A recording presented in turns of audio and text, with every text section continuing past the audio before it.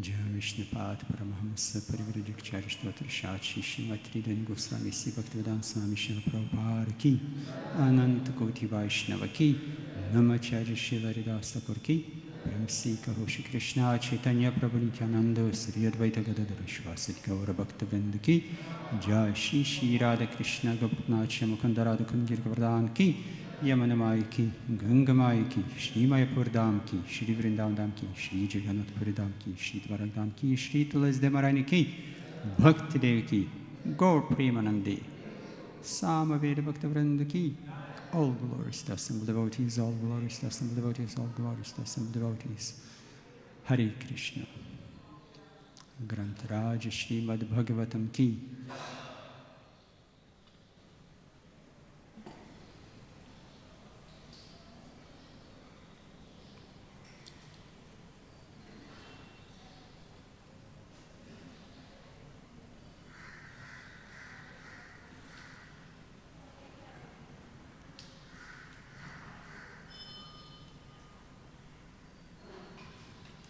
So, dear Vaishnavas, today we have a very interesting day. It's 22nd of which month? Of which year? So it's just interesting.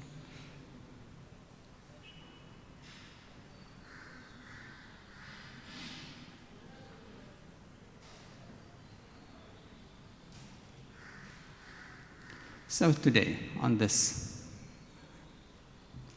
auspicious day anyway, any day when we read Bhagavatam chant is auspicious. For our devotees, there are no inauspicious days. So we have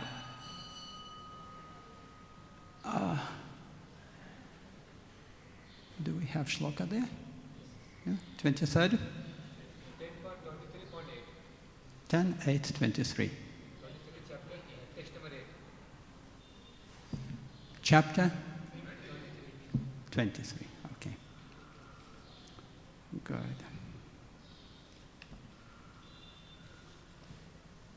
So I got the wrong book. It's only 13 chapters. So maybe text 23. Chapter?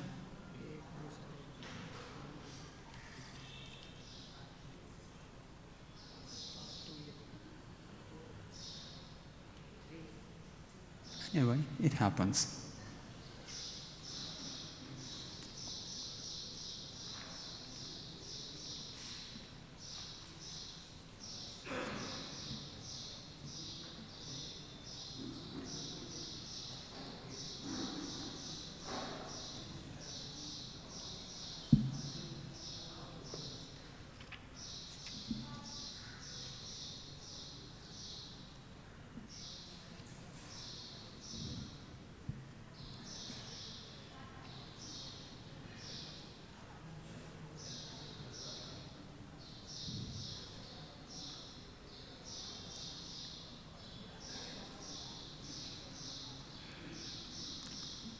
Delivering the wives of the Brahmanas who performed sacrifices. Sorry? Brahmanas' wives blessed. Good.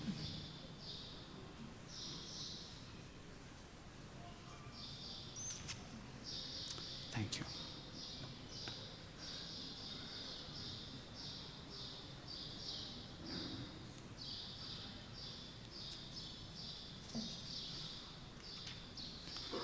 Om Namo Bhagavate Vasudevaya.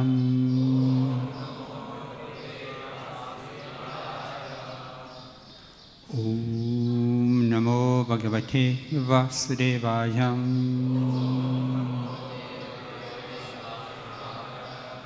Om Namo Bhagavate Vasudevaya.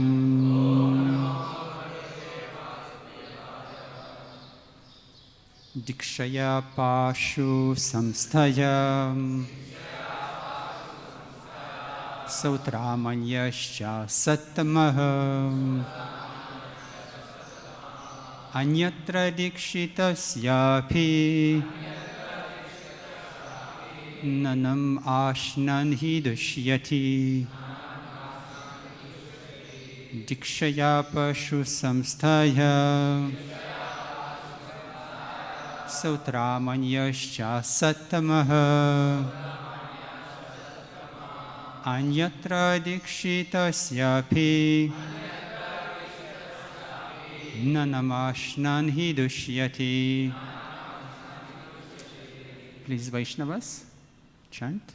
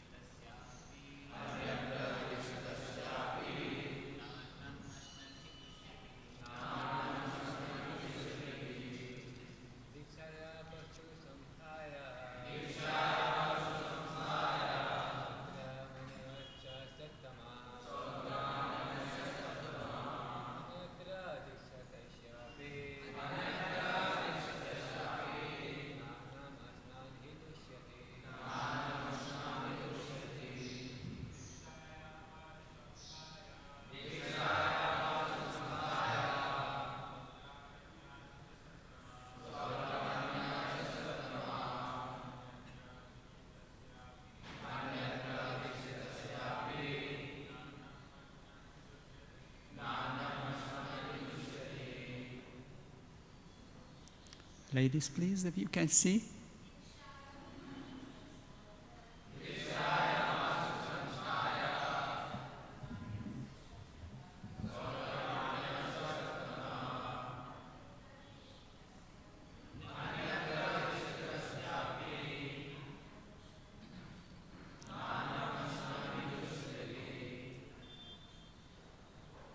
Thank you. Dikshaya, beginning with initiation for sacrifice. Pashu samsthaya, until sacrificing the animal. Sautramanyai, outside of the sacrifice known as Sautramani. Cha, and Sattamaha, O purest ones. Anyatra, elsewhere. Dikshitasya, of one who has been initiated for the sacrifice. Api, even. Na, not. Anam, food. Ashnan, eating. He, indeed. Dushyati, creates offense. Translation and purport of His Divine Grace, A.C. Bhaktivedanta Swami Srila Prabhupada Ki. Except during the interval between the initiation of the performer of a sacrifice and the actual sacrifice of the animal, almost pure brahmanas, it is not contaminating for even the initiated to partake of food, at least in sacrifices other than Sautramani.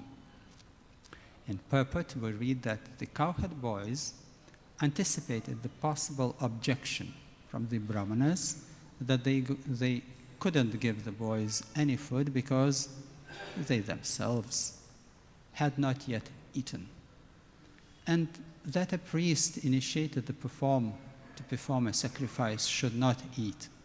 Therefore, the boys humbly informed the Brahmanas about various technicalities of ritualistic sacrifice, and the cowherd boys were not unaware of the formalities of Vedic culture.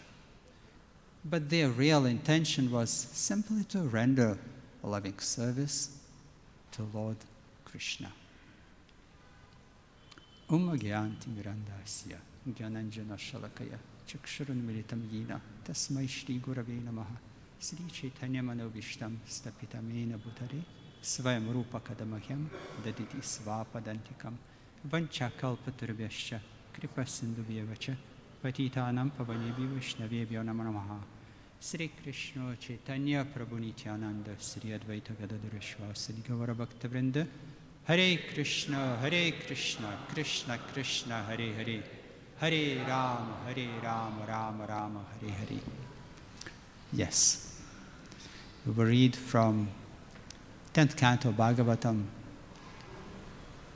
in the 6th chapter, where Yashoda and Gopis also they performed Harinam Sankirtan when they purified Lord Krishna's body from the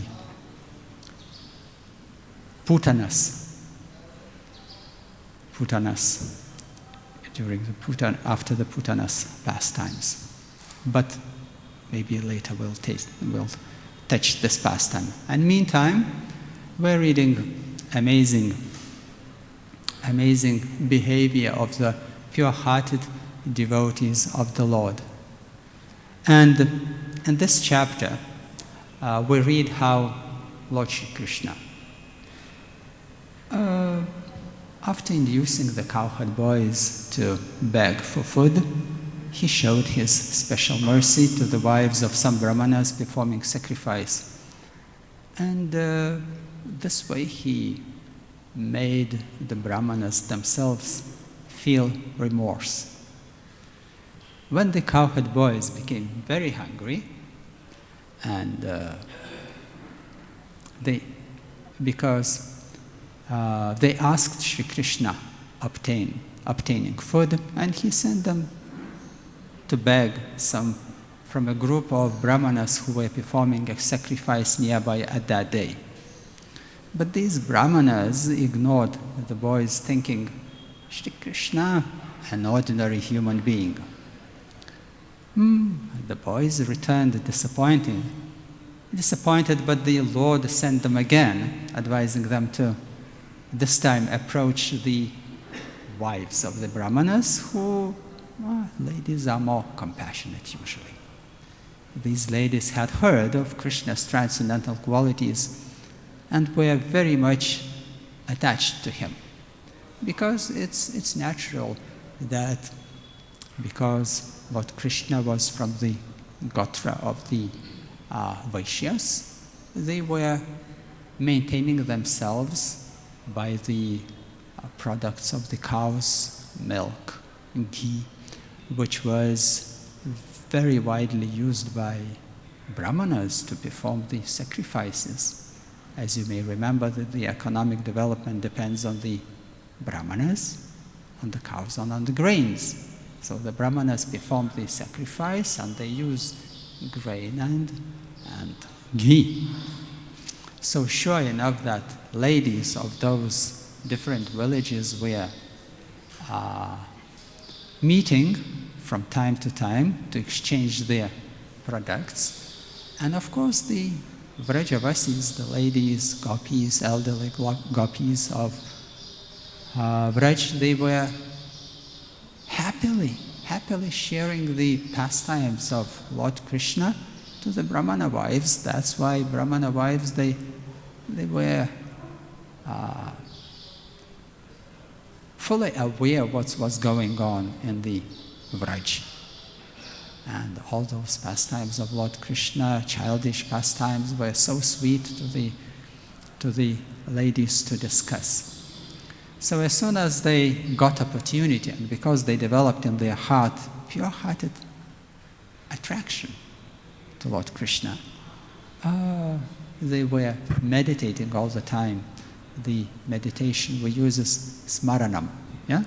Remembering. Because the pastimes of the Lord, or the transcendental subject matter, enters deep into the heart of a conditioned soul and leaves a deep samskara, deep spiritual samskara. And that's why to remember and contemplate the activities and pastimes of the Lord is so natural for the pure-hearted soul.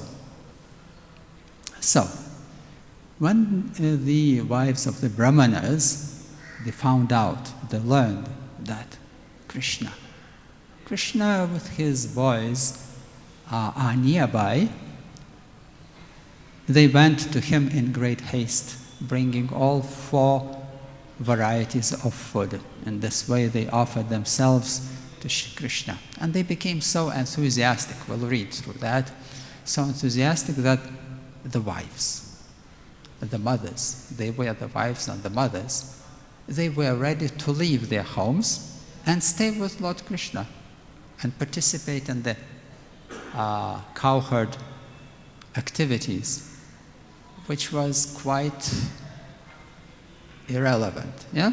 To drop their family duties, husbands, children, homes, and join Krishna with playing pastime of pasturing the cows. So Krishna told the woman that while one can develop transcendental love for him by seeing his deity form in the temple, meditating upon him and chanting his glories, one cannot achieve this result simply by being in his physical presence. So it's very important in our case that, and especially in the West, people, they say, show us the God and we'll believe in him. So this is quite popular atheistic concept, yeah? We believe in what we see.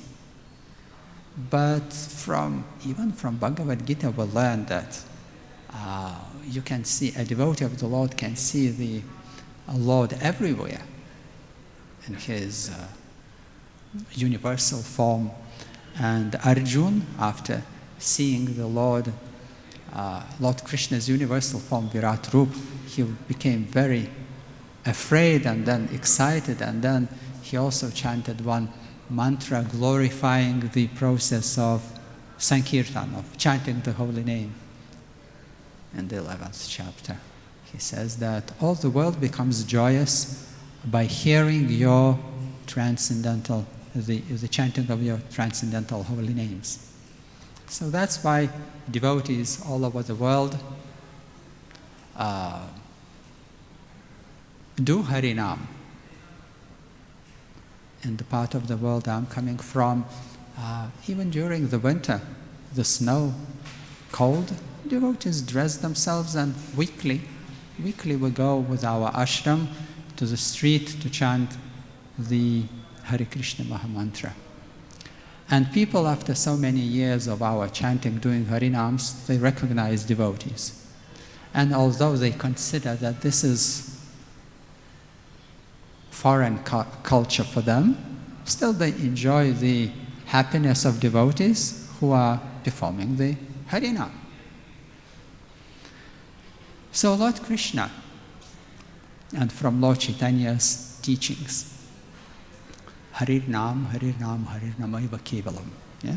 Kalamuna asti, unasti, unasteva gatiranyata. We learn that this is the process, this is Yuga Dharma. Yuga Dharma that we have to.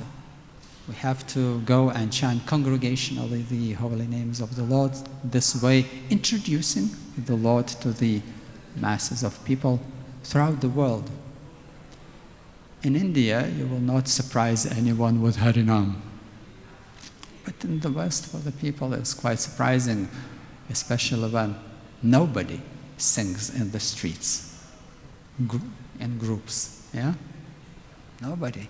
And then devotees regularly come out, and after some time, people start asking the question, who are they, what they are chanting? And devotees say that we are purifying the ether, your thoughts an atmosphere. So Lord Krishna also advised that you can develop deep attachment to him through meditating on the deity form of the Lord. Yeah? That's why His Divine Grace, A.C. Bhaktivedanta Swami Srila Prabhupada, opened so many temples throughout the world, and in those atheistic parts of the world, like northern countries where people are not used to worship God very much, especially Kali Yuga. And pious people, they come, they join. They join and they come to the temple and they become attached to prasad, first of all, then to the character of the devotees, pure-hearted devotees who usually are very friendly and facilitative. Yeah. And then we develop different programs of teaching philosophy, and through scientific teaching philosophy, people become also attracted to Krishna consciousness, slowly but surely. So just following the instructions of Lord Krishna given in Bhagavad Gita and Bhagavatam, like Krishna says in Bhagavad Gita, Raja Vidyam, Raja Guhyam, Pavitram Midam Pratyaksham Dharmya, Susukham Kartam Avyayam. That the process of knowing, of learning the absolute truth is very joyful. Yes, Susukham. Very joyful. Why? Because it gives protection, it gives direct perception that, oh my God, I am soul. People in the West, they almost have no concept of soul. Atma. But through the authorized process, not scientific, not speculative, but authorized process of Vedic knowledge, people become happy. Therefore, Krishna advised the wives of Brahmanas that since they were housewives, their particular duty was to help their husbands perform sacrifices, and he therefore introduced them to return to their homes. So we see that Lord Krishna did same thing with Arjuna. Yeah? In the first chapter we learned that Arjuna, he decided what? To give up his duty. Yeah? He, at the excuse of peace. Yeah? I don't want to fight, I don't want anyone to die, and I don't want to families without husbands and fathers. But Krishna says, it's your duty. You have to perform duty in Krishna consciousness. So here we see that Lord Krishna advises Brahmanas, wives, you have to perform your duties, but internally contemplate on me, on my pastimes. So when the ladies, when they went back home, their Brahmana husbands at once felt remorse, and they lamented. Because in the beginning they said, oh boys, what do you want? There's still sacrifices going on and you're asking something to eat. Go away. So they said that for anyone inimical to Krishna, his three births, seminal, brahminical, and sacrificial, are all condemned.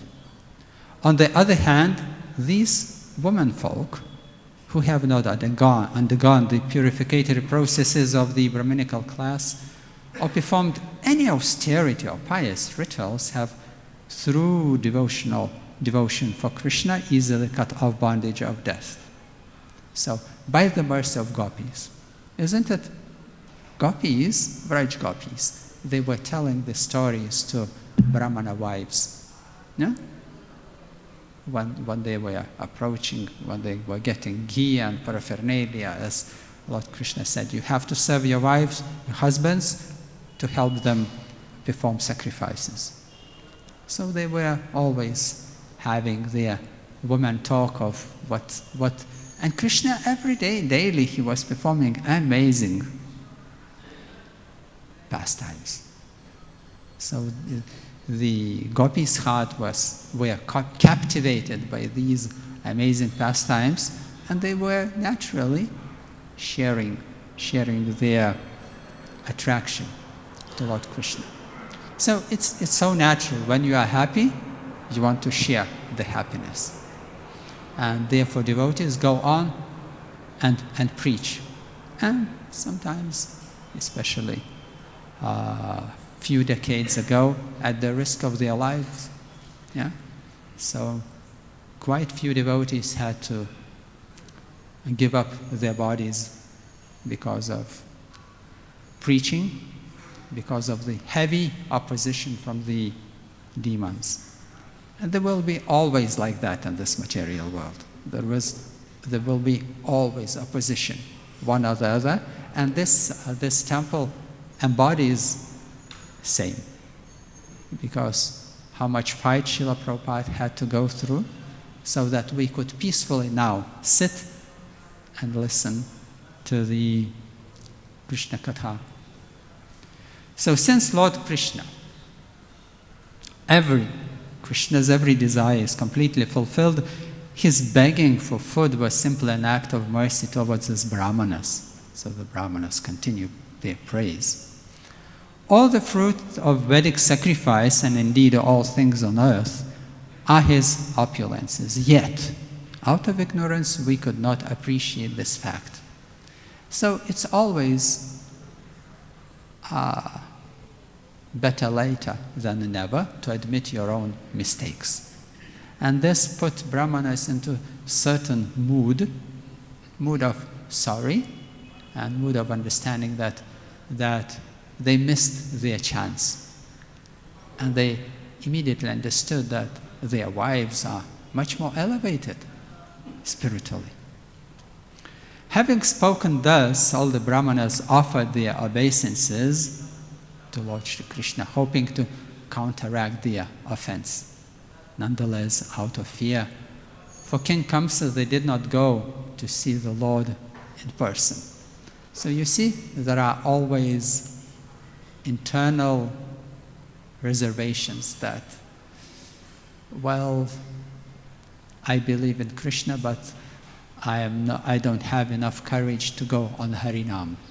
Yeah, like in Europe, there are so many initiated devotees in different countries, in different cities, but most of them are busy with their daily mundane duties. And sometimes they have hard time going on Harinam.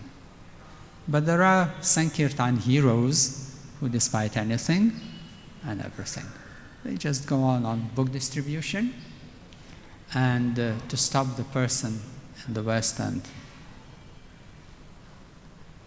ask him to take the book, it's a really, really heroic. So, Krishna, the sweetest part of this pastime is Krishna's words or instructions to the Brahmana's wives, where Krishna welcomed them with the words when they came with all available prasad, 4 types of food to serve Lord Krishna. They were happily serving him with his cowherd boys. Krishna then said, "My dear wives of the Brahmanas, you are all very fortunate and are welcome here. Please, let me know what I can do for you.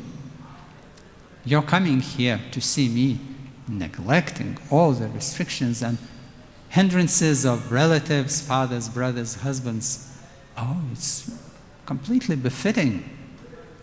One who does this actually knows his self-interest, because rendering transcendental loving service unto me without motive or restriction, it is really, actually auspicious for the living entities." So, Lord Krishna teaches Arjuna in Bhagavad Gita to give up all material, all greedy motives or gaining motives. What's my gain out of that? Yeah? So actually Arjuna refused to perform his duties because he understood that fighting would incur suffering. And who wants to suffer in this world? In the 7th chapter of Bhagavad Gita, we know that Lord Krishna says about 4 types of persons who approach him. Yeah, and the first ones are those who suffer. They just want to get rid of suffering. And Arjuna thought, oh, let me get rid of suffering, neglecting my duties, not fighting. But suffering is all everywhere. You can imagine if the cook in the kitchen would declare this philosophy: I will not kill vegetables. They are suffering, it's too much pain for them. I will not cut them. And he comes to the temple commander, temple president, and says, no, I'm fighting for the peace and non-violence. From this day on, I will not kill any vegetable. I will not kill any grain because it will not sprout. This is a violence. Well, it's all over. In this world, you cannot avoid it. Yeah? Even during morning japa, we are attacked by mosquitoes. Yes. And they are aggressors. And aggressors to be, destroyed, killed. So what can you do? So therefore, jivo jivasya jivanam. Yeah? One living entity lives at the cost of other living entity, and you cannot do nothing about it. So Lord Krishna, he confirms that the conditioned soul can reach the highest perfection stage by surrendering to him. And in Bhagavad Gita he says that not by sacrifices, not by austerities, not by developing knowledge, not by mystic powers, you can reach and understand me. Only by undivided devotional service, surrender. So one must give up all other responsibilities, and this complete surrender unto the Supreme Personality of Godhead is the most auspicious path for the conditioned soul, because the Supreme Lord is the supreme objective of love. Everyone is loving his self according to the advancement of his knowledge, and ultimately, yes, because we do or we act, and people all over the world and all over the universe, they act in the way depending on what they know, what they learn. So if you go to school and you learn mathematics, physics, geography, chemistry, and you don't learn in school nothing about God consciousness, so natural that people don't act in Krishna consciousness. They're just total materialists. So they become a tool in the mechanism of economy, performing particular function, but the soul is suffering. So, but ultimately, when a person comes to understand that his self is the spirit soul and that the spirit soul is nothing but a part or parcel of the Supreme Lord, he recognizes the Supreme Lord as the ultimate goal of love and then surrenders unto him. And Lord Krishna continues praising the Brahmana's wife, saying, "My dear wives of the Brahmanas," Krishna said, "you can now return to your homes, engage yourselves in the sacrificial activities and in the service of your husbands and household affairs, so that your husbands will be pleased with you, and the sacrifices which they have begun will be properly executed. After all, your husbands are householders, and without your help, how can they execute their prescribed duties?" So Lord Krishna gives instructions that most of the people in the world are householders. but to learn the art and science of devotional service while living at home, it's Krishna consciousness. This is Krishna consciousness all about.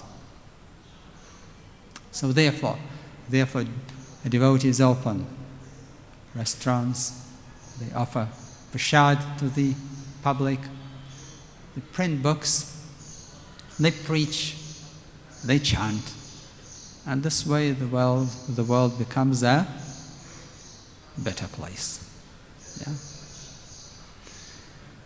Of course, these instructions were a bit painful to the ladies, to the housewives, because to follow their heartfelt desires was to stay with Krishna, stay by any means, because they were restricted, they were objected to go. And we see by brothers, by husbands, yeah? But despite anything, they just went to serve the Lord.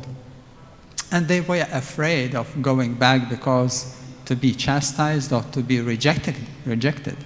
So they just, as gopis, they just gave up everything and there is no way back. But Krishna says, don't worry, I'll take care of that. And we see that the brahmanas immediately became sorry for not being able to surrender and serve the Lord and missed the opportunity. Of course, Krishna, in all possible and impossible forms of avatars, he makes himself available to any living entity all the time. Actually, you cannot avoid the Lord. He is from time to time appearing again and again and again in his different forms. Yuge from time to time. Paritranaya sadhunam vinashaya cha dushkritam. Yeah? To protect his devotees and to punish the miscreants, but this is the way how they can accept Krishna consciousness. Not through philosophy, not through prasad, but through punishment. So the wives replied. They replied to Lord Krishna, "Dear Lord, this sort of instruction does not befit you. Your eternal promise is that you will always protect your devotees, and now you must fulfill this promise. Anyone who comes and surrenders unto you never goes back to the conditioned life of material existence, and we expect that you will now fulfill your promise. So we have surrendered unto your lotus feet, which are covered by the tulsi leaves, so we have no desire to give up the shelter of the lotus feet and return to the company of so-called relatives, friends, society. And what shall we do if we return at home? Our husbands, brothers, fathers, sons, mothers, friends will no longer accept us at home because we have already left them all. Therefore, we have no shelter to return to. Please, therefore, do not ask us to return home, but arrange for our stay under your lotus feet so that we can eternally live under your protection." So, what to do? Krishna says, "Go home." The lady said, "No." So, but Krishna always knows what's better for us. And this is the moment of surrender. You want to behave your own way? Krishna says, "No, you do my way." So my way or no way? And Krishna replied saying that, "My dear wives, rest assured that your husbands will not neglect you on your return, nor will your brothers, nor will your sons or fathers refuse to accept you, because you are my pure devotees. Not only your relatives, but also people in general, as well as demigods, will be satisfied with you." So, this is the advantage of being a devotee, yeah? Everyone is happy and pleased with you. demigods, they provide everything we need. Is there something you lack in the temple? I think we have more than enough. And we share. We share with others. And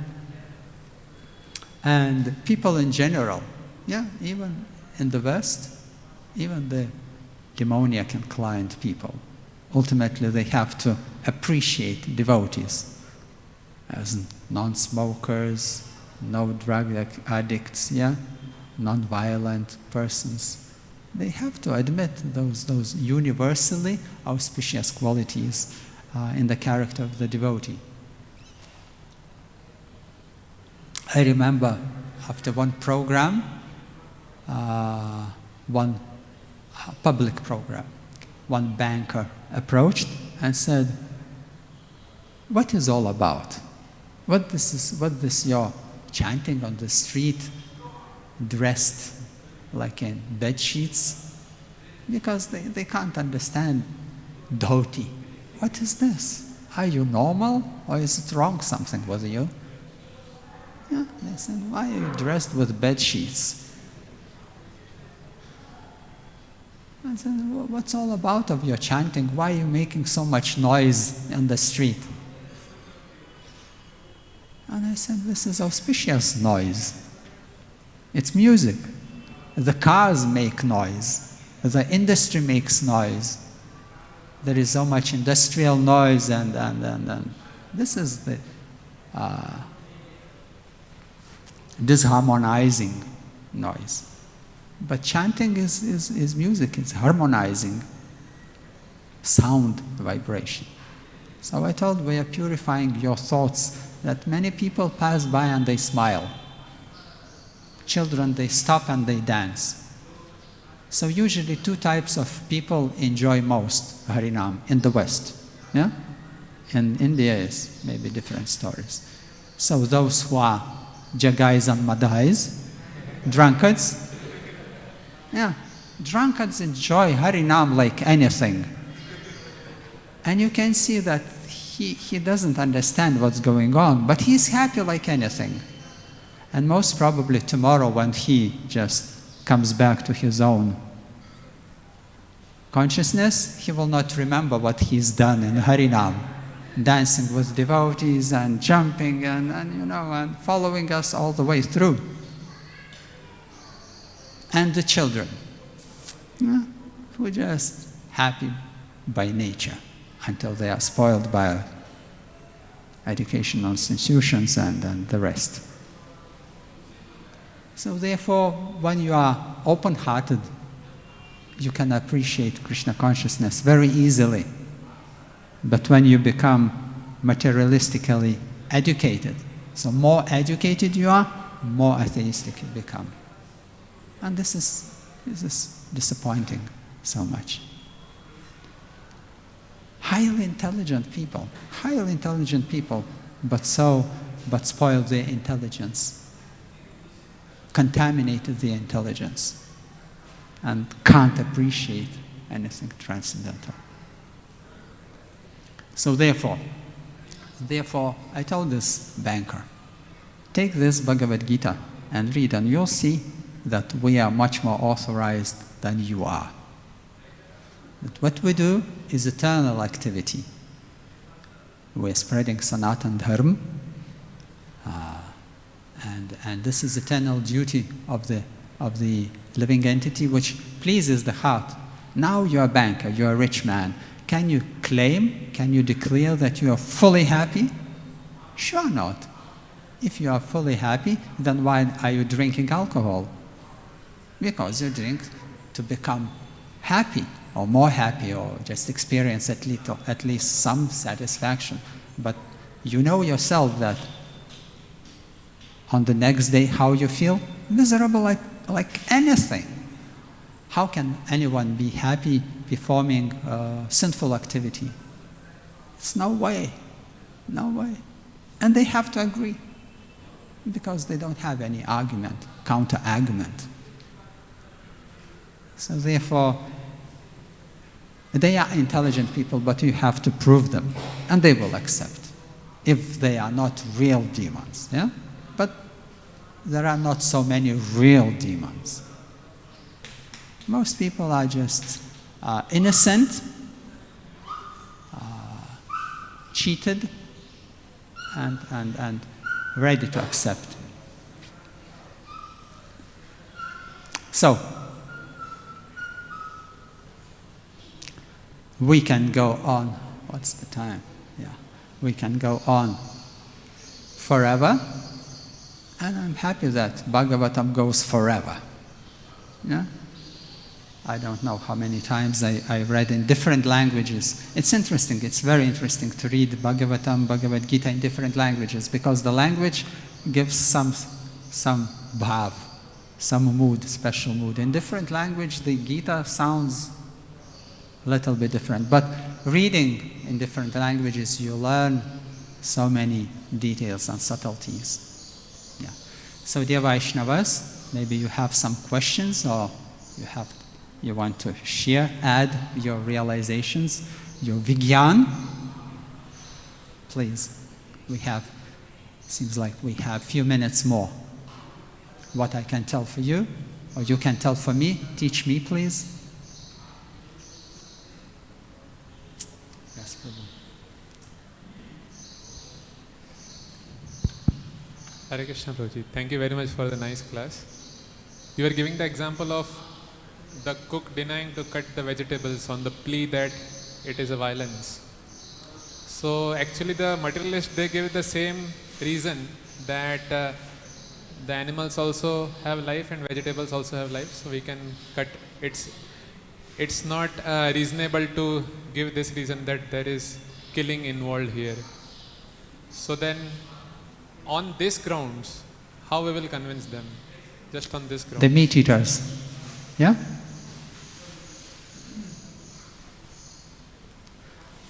There are different ways and different arguments that once there was an excursion of children, I think in England. They took a group of school children to the slaughterhouse. And the next day, the same day, quite few children had to be consulted by psychologists or brought to the doctors, because it was shocking experience to see the killing of the animals. They couldn't take it, appreciate. So to kill the animal yourself and to cut the vegetable morally is very different experience. Very different experience. It's one thing. Another thing, in Bhagavad Gita, Lord Krishna, in the 3rd chapter, he speaks about the food. Yeah? Anything which is not offered to the Lord is sinful. Anything, be that vegetable, be that meat. He doesn't speak about vegetarianism, he speaks about prasad. And then he tells in Bhagavad Gita to Arjuna, Patram pushpam phalam toyam, that I don't accept meat. So naturally, you learn that. Okay, you can continue eating sinful food, whichever that may be, vegetarian or not, or you eat prasad, mercy of the Lord. And from a physiological point of view, the construction of our body is vegetarian. The ferocious animals, they never chew the meat. They just swallow it right away. And their digestion is very short. And humans are very long digestion, like vegetable eating organisms. So depending on the person who asks you or whom you preach to, if it's a doctor, you can tell him about physical construction of the body. and if it's some moral person, you can preach on the level of morality. Yeah? But there are category of people who can't imagine being vegetarians. They fight against strongly. So there are always fanatics whom you can't really talk to or preach to or convince them to. So, but when Srila Prabhupada was asked, he said, why to concentrate on those demons? There are so many innocent people who are eager to listen. So let's preach to those who are eager to listen, eager to learn, eager to follow. Of course, in India, maybe you have different situation that to eat meat is considered to be like expensive food. Yeah, and somebody may think, oh, I have enough money to buy meat. It can look like civilized person, yeah, Western or whatever. But it's just another nonsense. A few years ago, one professor of Delhi University brought me to one department of the university, where the head of the department was the caste Brahmana lady. She was from caste Brahmanas. And he said, let's go and preach to her. And I was shocked when she told that generation after generation, their Brahminical ancestors, generations, were all eating meat because they were considering this is like we're a rich family, we're intelligent, and when we start talking about Bhagavad Gita, she was so skeptical about it. So there was practically no point continuing with her discussion because she didn't believe in Bhagavad Gita. Although she was from Brahmana family and supposedly she was to be considered intelligent because she's the chief of the department in the university. But there was no point, no use preaching to her. She just was very, very, very skeptical.